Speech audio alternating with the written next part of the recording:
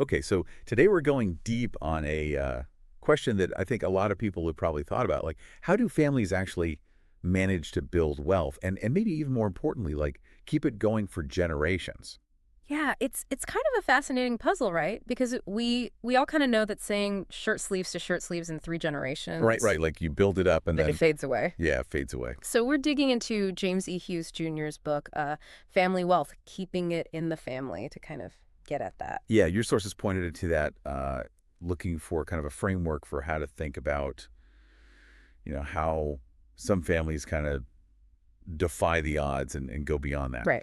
So our mission today is to pull out the core principles and actionable insights, the stuff that you can actually put to work no matter where you are right now to build a more resilient future for yourself and for the people you love. That's right. And Hughes makes a really interesting point, I think, right off the bat, that wealth isn't just about the money, right? It's really connected to the people and what they know. Hmm. And that keeping it going requires almost a business-like approach to how the family operates together. It's really interesting how universal that shirt sleeves proverb is. Yeah. I mean, you see versions of it across so many cultures. Oh, yeah. I mean, the Irish have that one, clogs to clogs. Oh, yeah, yeah. It all kind of points to this picture of wealth being created, and then it kind of settles, Right. and then just kind of dissipates over a few generations. Right. Almost like it's this natural law, Yes. like financial entropy or something. Yeah. But Hughes asks this great question, like, is that decline really inevitable? Correct. Can wealth be preserved for like a century or Yeah. more, like 4 generations? And his answer is a resounding no. Yeah. It doesn't have to be that way. It doesn't have to be this way. Right. So then that begs the question, okay, so if it's not just some like unavoidable fate, Yeah. what is it that these families do? Right. And he says the key to breaking the cycle isn't just about picking the right stocks or navigating the tax code, although those things are important. Sure. He's saying the real secret sauce is how the family itself functions their behavior, Right. how they make decisions, their whole system of what he calls family governance. Yeah, let's talk about that a little bit, this family governance. Yeah. What Hughes is really getting at is that the financial part is actually secondary. Hmm. The primary wealth is what he calls human capital. The skills and talents and health of the family members. Right. And then also intellectual capital. Yeah. The knowledge, the wisdom, the shared learning, the money, the financial capital is just a tool to support the growth and development of that. Okay, so it's kind of flipping things on its head. Yeah, I think it's a really fundamental shift in perspective. Yeah, for sure. And, Yeah. and how do you actually make this work? Well, a big piece of this, according to Hughes, is this idea of a social compact within the family. Okay, so what is he talking about there? So think of the social compact kind of like your family's unwritten constitution. Right. It's this set of deeply shared values and agreements about how you're all going to operate together. Okay. And it's not just a one-time agreement. Yeah. Each generation needs to actively embrace and reaffirm these core values Right. to keep that compact alive and relevant. Right. So it requires ongoing buy-in from everyone. So you've got this shared understanding, and then it sounds like that naturally leads to needing a more formal way of actually making decisions. Exactly. So you need some kind of system, Right. right? Like a representative governance Right. that reflects those values. Precisely. It's about creating a structure where the values aren't just talked about, but they're actively guiding how you make choices. Yeah. So it's almost like you could think of it as a family parliament, Right. where you've got representatives who are acting in accordance with those principles. So then this brings up the question, like, what is the point? What's the point of all this family governance? Well, according to Hughes, the overarching aim is to enhance each individual family member's ability to pursue happiness. Hmm. And it's that focus on individual well-being that actually strengthens the family as a whole, Right. and then allows for the long-term preservation of all forms of their wealth. Human, intellectual, and, yes, financial. I love the analogy he uses, which might surprise some people. What's that? He suggests thinking of the family almost like a business. Right. Now, obviously, a family isn't a corporation. No. But what's the connection there that he's drawing? It's about adopting that long-term strategic mindset. Yeah. Businesses understand the need for planning for the future, Right. especially when it comes to leadership, succession planning. Right. And Hughes is saying that families who want to preserve their wealth need to apply that same kind of thinking Yeah. and recognize that their core business is really fostering the well-being and the potential of their members. And here's where it gets really interesting to me. Hughes points out this major danger zone of getting so focused on the financial side of things that you actually neglect the human and intellectual capital within the family. Right. And he's saying that this imbalance is a huge reason why family fortunes disappear. Yeah. It's almost like a company obsessing over its quarterly profits Right. and completely ignoring, like, developing their employee skills or investing in innovation for the future. That's a great analogy. And what I think is fascinating is that we're actually in this period of huge demographic change right now where people are living longer Yes. and healthier lives, which means families have much more time Much longer. to benefit from that wisdom and skills. Right. And he sees this as a massive opportunity Huge opportunity. for families that are serious about this wealth preservation business. Yes. He also talks about going beyond that traditional financial balance sheet. Right.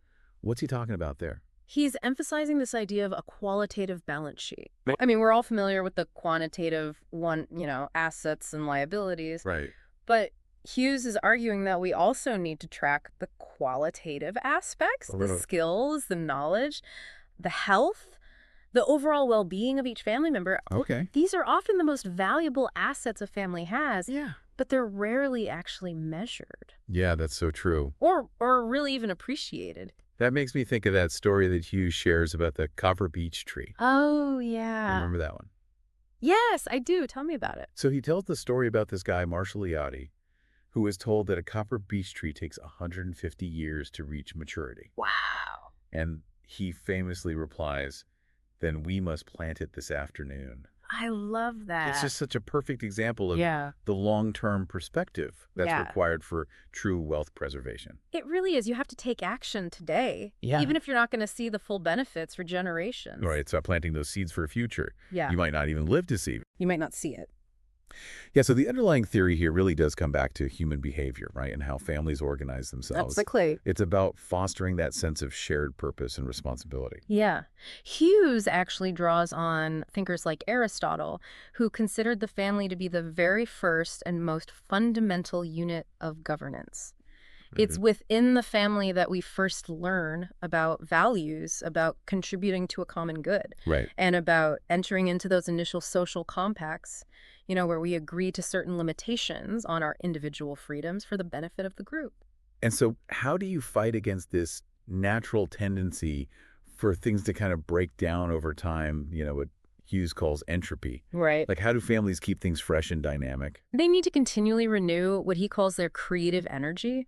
It's not about constantly reinventing the wheel, but it is about regularly revisiting and reaffirming those core values and the system of governance to make sure that it stays relevant and it continues to bind the family together. And so a big part of that renewal is recognizing where the true value lies, Exactly. which he says is the family's individual member. Right. With their unique skills and potential, Right. they're the most important assets. Right. And this requires kind of a fundamental shift in how we often operate. Yeah. Instead of focusing on managing liabilities, Right. the emphasis should be on actively growing and developing this human capital. Okay. Investing in education, supporting personal growth, Yeah. fostering individual talents. So the money is important, but it's more of a supporting actor in this. Exactly. It's a tool, but it's a means to an end. Yeah. The goal is to use it strategically Yeah. to promote the growth of those human and intellectual assets. Because without thriving individual. A financial wealth itself is unlikely to last. Yeah. And he talks about the historical role of these social compacts throughout human history. He does. He talks about how societies, from ancient tribes using storytelling to modern nations with written constitutions, they've all relied on these shared values, these agreements to create order and stability. Right. And he even touches on some pretty classic political theory. Yes, he does. He talks about Aristotle and Polybius and their ideas about different forms of government. Yeah. They looked at aristocracy, oligarchy, republic, democracy, Right. and even, the dangers of anarchy and tyranny. Yeah. And they observed that these systems tend to go through these cycles of rise and fall. Right. And Hughes really encourages families to understand those patterns Yeah. so that they can be more aware of the potential pitfalls in their own system. So based on all that analysis, which model does he seem to favor? It seems like he leans towards a Republican model, kind of similar in principle to the American system, where you have clear founding principles. You have checks and balances Right. to prevent any one person or group from having too much power. Right. And you have a process in place for amending those governing documents as the family changes over time. So in this family republic, what's the role of the individual family member? Well, each family member, in a sense, acts as a voter. Okay. They have a responsibility to choose capable people to represent them in those structures Right. and to hold those representatives accountable for upholding the values and acting in the best interest of the whole family. So it all comes back to that purpose of, helping each individual in the family live a really fulfilling life. Exactly. It's echoing the philosophies of, Aristotle, Thomas Jefferson, even Joseph Campbell, with this idea of following your bliss. Right. The point is to create an environment where each person has the opportunity to pursue their own happiness and contribute their talents to the family and to the world. And he outlines a structure for how successful family governance works. Yeah. Can you kind of walk us through that? He describes it as having the members as the foundation, Okay. then a layer of directors who provide oversight and guidance, and then finally executives who handle the day-to-day implementation of the plans and initiatives. Yeah. Okay, so we've talked about the problem, we've talked about the philosophy, the theory. Yes. Let's get into some of the actual building blocks here. Okay, let's do it. The nuts and bolts of how you do this. Yeah. And the first thing you mentioned was the family mission statement. Yes, just like any well-run organization. Right. Hughes says that a family needs to start by clearly defining its purpose, its vision, its values, its goals. Right. And this mission statement becomes the central guiding document for everything the family does. And it's not just about writing it down, though, right? No, it's the process of actually creating it together. Yeah. What are some of his key rules for effective family meetings? He has several. Yeah. One is the importance of speaking truthfully and openly, without fear of judgment. Right. Another one is to try to be a little detached from specific outcomes. Right. Be open to different perspectives. He even mentions Lee Hausner's no buts rule. I love that one. Which encourages active listening. Yes. And prevents people from just immediately dismissing ideas. Right.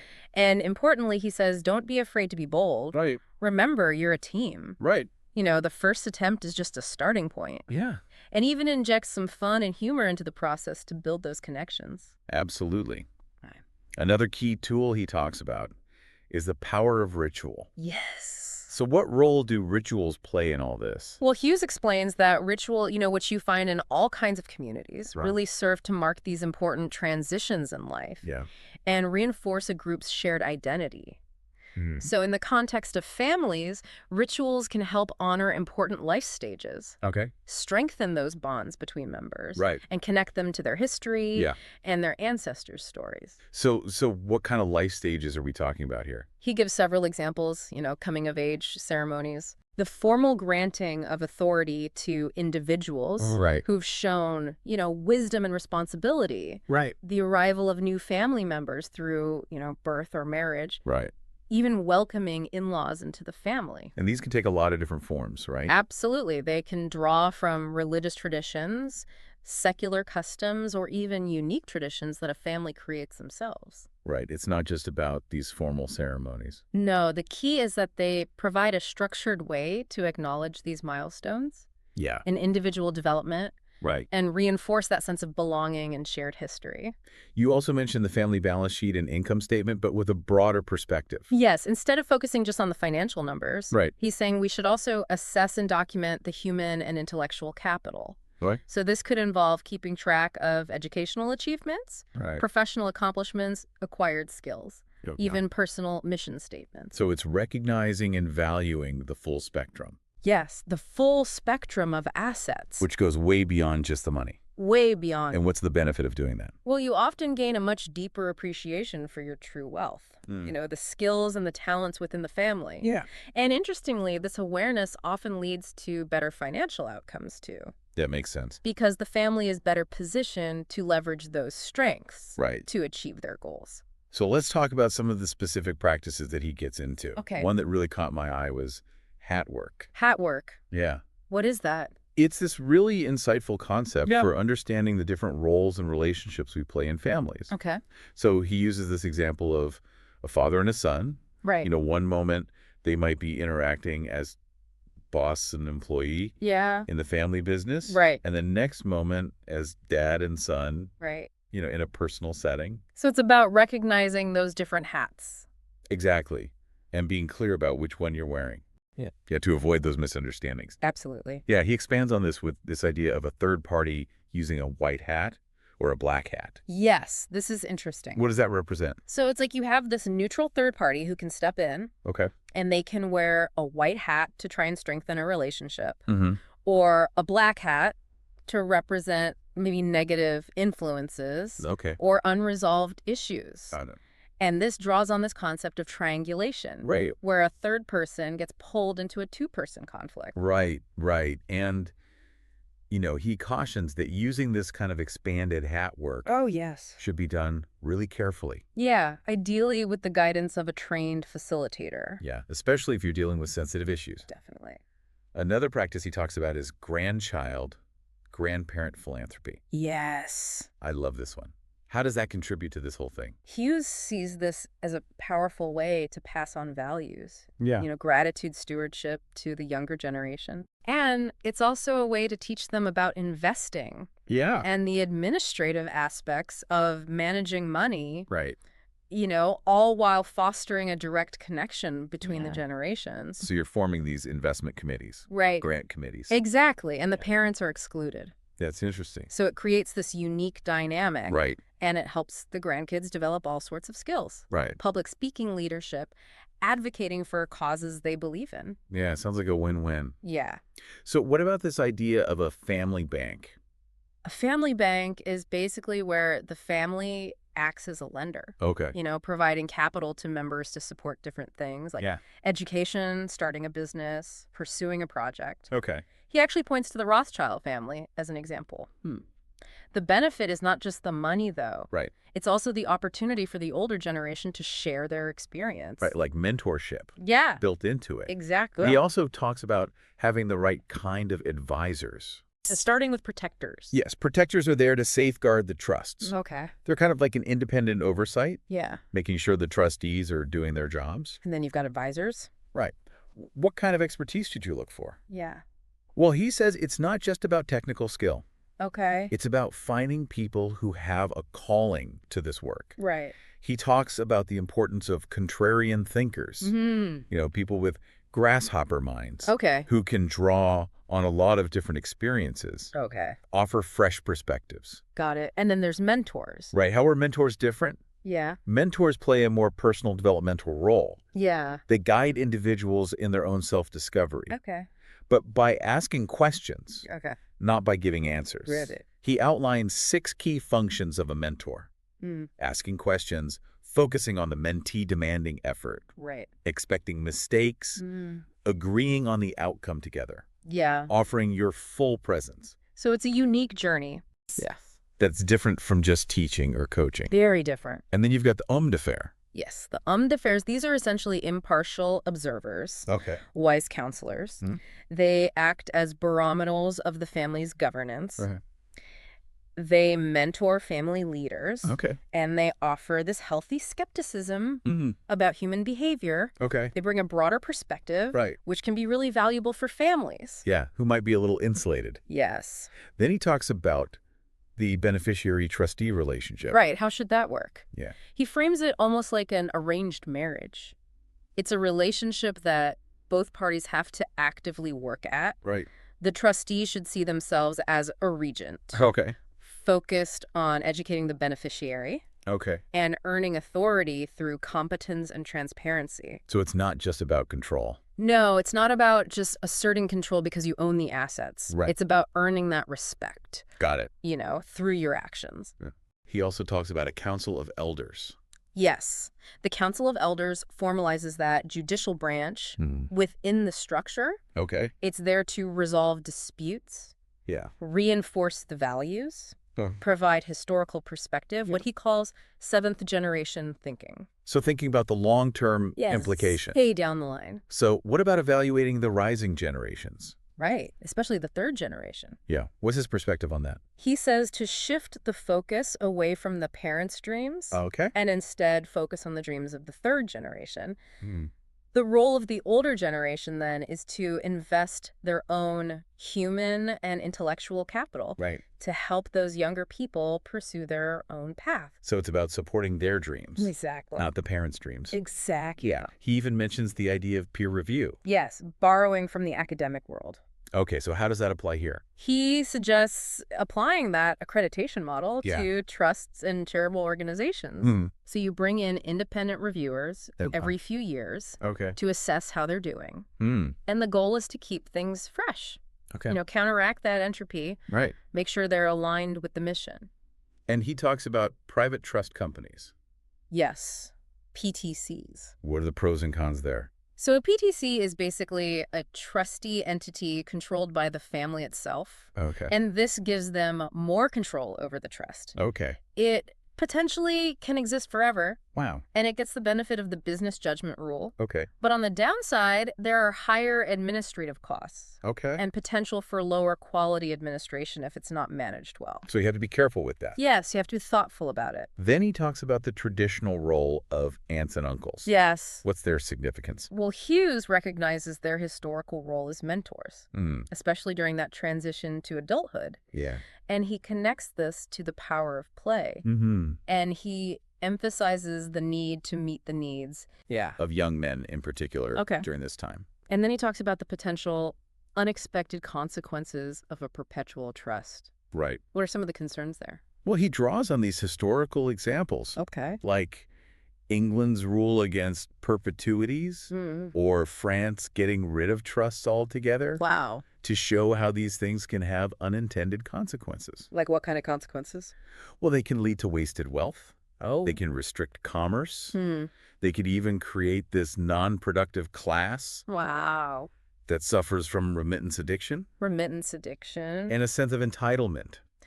Interesting. So he's really urging families to be thoughtful about these long-term trusts. Yes, think about the potential effects on beneficiaries. Right. Their dreams, their independence. Their ability to make their own way. Exactly. So as we wrap up this deep dive, Yes. it's clear that preserving wealth across generations is way more than just the numbers. It really is. It's really intertwined with those personal journeys.